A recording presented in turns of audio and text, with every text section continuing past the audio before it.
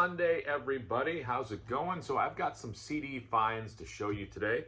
And as always, it's a little bit of everything. So stick around and check out all 10 of them. So the first one, I picked up Love for Sale, which was their fourth album. I really like Love a lot. The first two albums, not as much. I feel like Forever Changes, their third album, was a masterpiece. And I feel like this is very good as well. Nothing against the first two albums, but I really do like Forever Changes and For Sale. So happy to have that on CD. I was at a local shop and I saw this for $5, and I don't really have anything by this band, but I picked it up. The Lovin' Spoonful.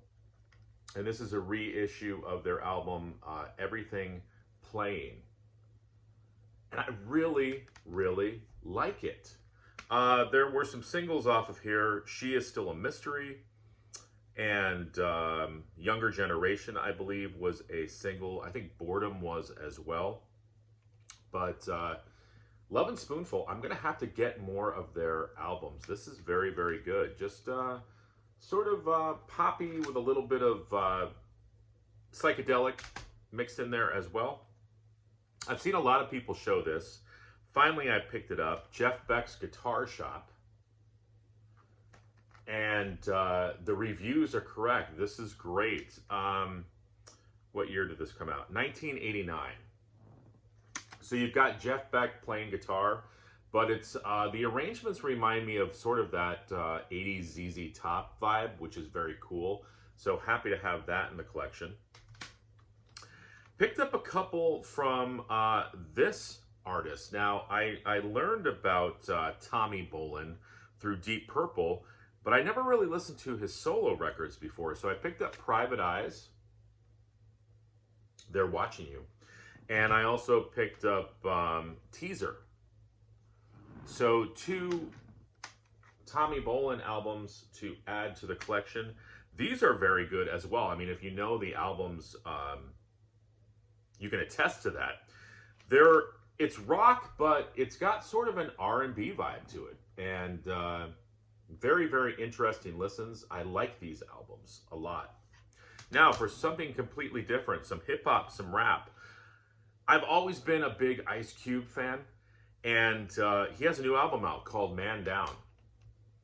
I finally found it at Dark Side Records. And a lot of tracks on there. Very good CD. You know, Ice Cube is one of those artists who has done a little bit of everything. He's done some movies. Obviously, he does music. I think he's, you know, always able to stick to that traditional sound of his, but also push into new territories as well, and I think it's a good balance on this album. And this is old school, but Ice-T, the Iceberg, finally got this on CD. What's cool about this is Jello Biafra from the Dead Kennedys does the intro.